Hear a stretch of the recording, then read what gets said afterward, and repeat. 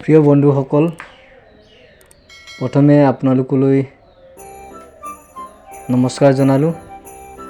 আজি মই ৰেল সেৱা সুবিধাৰ সম্পৰ্কত ভিডিঅ' এটি আপোনালোকৰ মাজলৈ আনিছোঁ। আমি অসমৰ বিভিন্ন অঞ্চল পৰিভ্ৰমণ কৰিব পাৰোঁ। বহুত সুবিধাজনক ঠাই আছে।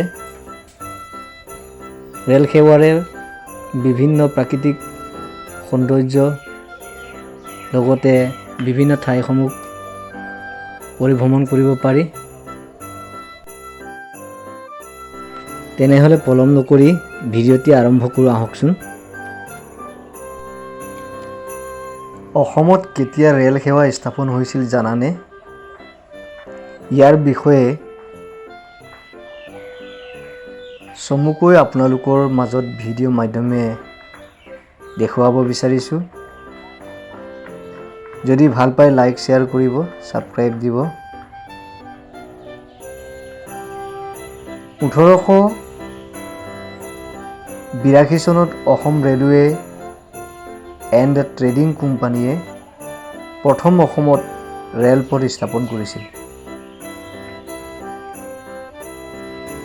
ডিব্ৰুগড় আমোলাপট্টাৰ পৰা দিনজানলৈ নিৰ্মাণ কৰা 15 কিলোমিটাৰ দৈৰ্ঘ্যৰ মূলতঃ চাহপাত আৰু কয়লা কঢ়িয়াবলৈ নিৰ্মাণ কৰা এই ৰেলপথ 1884 চনত মাৰ্ঘেৰিটালৈ সম্প্ৰসাৰণ কৰা হৈছিল। অসমৰ প্ৰথম পুৰণি ৰেল ষ্টেচন ডিব্ৰু-শদিয়া সংযোগী ৰেলপথ স্থাপন হৈছিল 1880 চনত। উত্তৰ-পূব সীমান্ত ৰেলৱে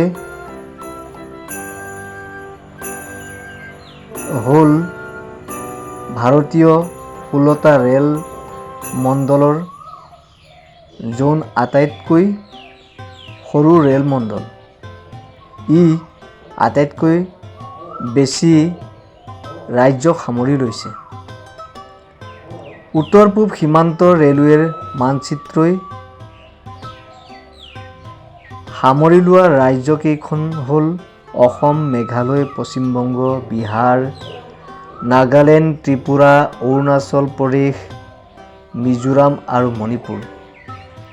এই জ'নটোৱে উত্তৰ-পূৰ্বাঞ্চলৰ অসমৰ ছিকিমকে ধৰি ৰাজ্যৰ আন বাসিন্দা সকললৈ সেৱা আগবঢ়োৱাৰ উপৰিও উত্তৰ বংগ আৰু পূব বিহাৰলৈও সেৱা আগবঢ়াইছে।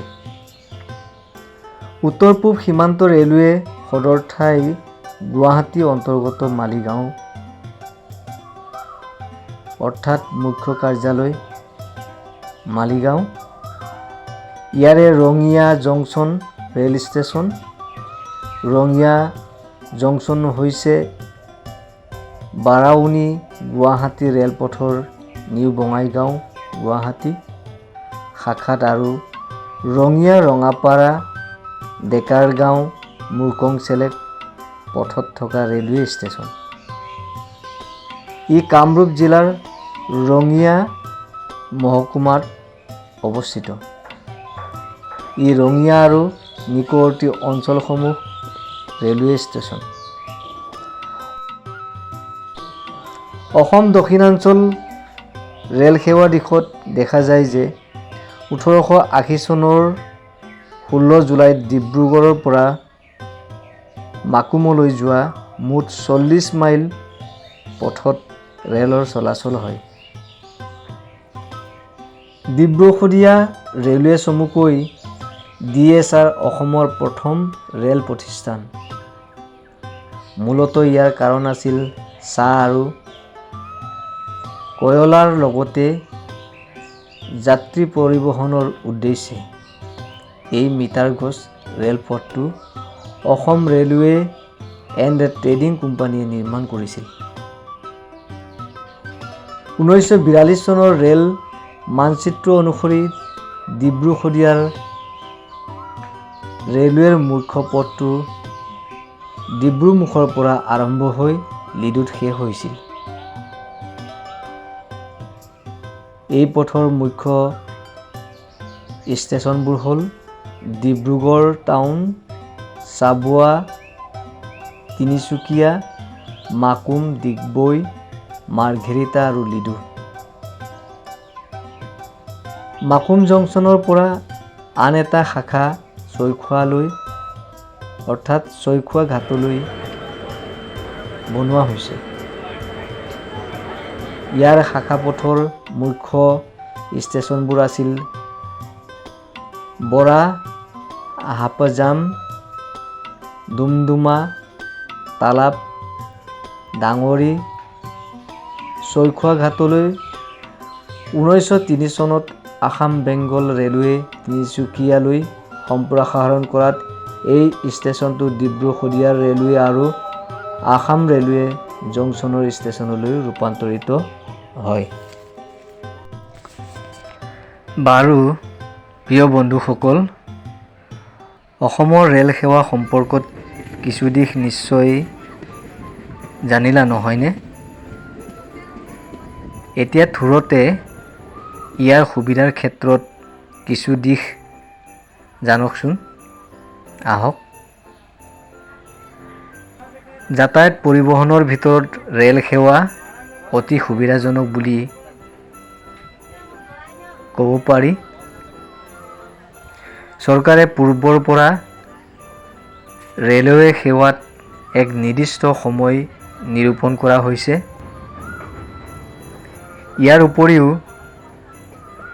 সাধাৰণ জনগণৰ বাবে ৰেলৰ টিকেট অতি নগণ্য কৰি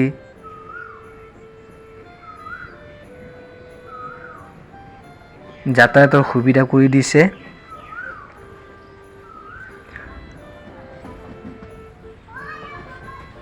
ই অন্যান্য বাছ পৰিবহণ ব্যৱস্থাতকৈ অতি সুবিধাজনক। ৰেলৰ যাত্ৰীসকলৰ বাবে মাল সৰবৰাহ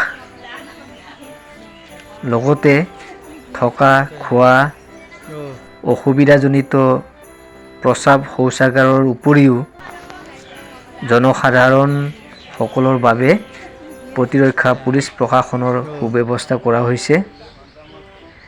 প্ৰিয় বন্ধুসকল, এনে ৰেল সেৱা ব্যৱস্থাৰ ক্ষেত্ৰত আমি